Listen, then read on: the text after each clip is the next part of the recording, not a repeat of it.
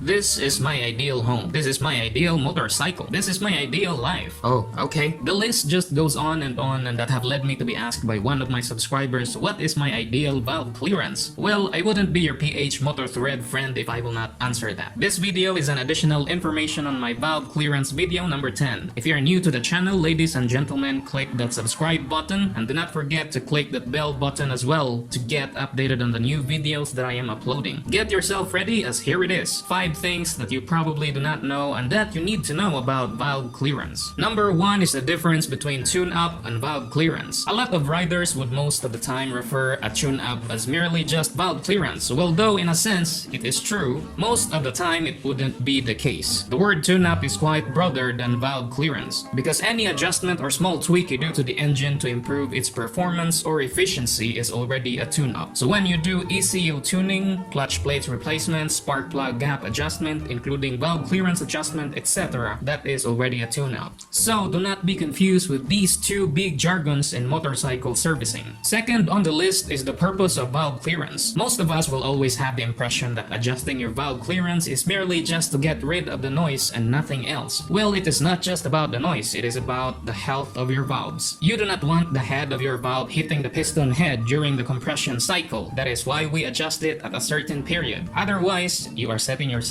up for a big trouble. So again, let me reiterate, health of your valves first, and noise reduction or elimination comes second or as an effect of it.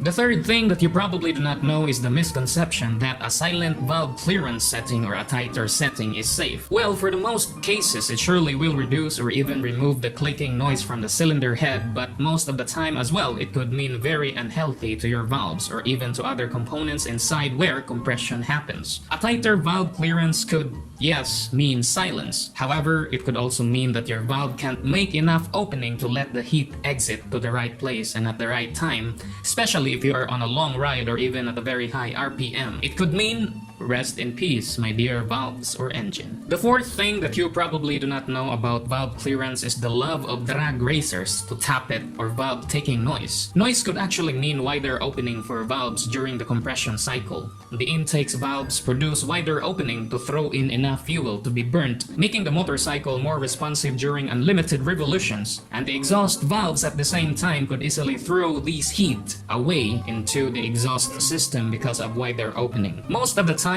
loose valve clearance setting could mean better health on valves, more improvements on performance and responsiveness if you do not mind the noise. The only disadvantage on this is not your ideal setting if you are wanting to save on your fuel consumption. So if you are someone who's going into a very long endurance ride or drag racing tomorrow, better have yourself or your mechanic set your valve clearance to the loose side. But there is a caveat to this. This actually led us to the final thing that you probably do not know about valve clearance. If you notice on our user's manual, I'm referring to our Sniper 150 motorcycle, the valve clearance setting is in range. The intake ranges from 0.10 mm to 0.14 mm while the exhaust ranges from 0.20 to 0.24 mm. As long as you stay on these ranges, you are good to go and have nothing to worry about. But the question is, why is it in range? Well, to answer the question, it is because setting it depends on your purpose or use of the motorcycle. If you are just a daily rider of your motorcycle from home to work and vice versa, and a bit of short rides on weekend and is not an RPM shark who frequently revs their heart to the red RPM line, better set your valve clearance to the minimum measure. Again, intake is 0.10 mm and the exhaust valve should be 0.20 mm. This setting not just reduces the noise but also saves fuel, but do not expect big on the motorcycle's responsiveness or performance.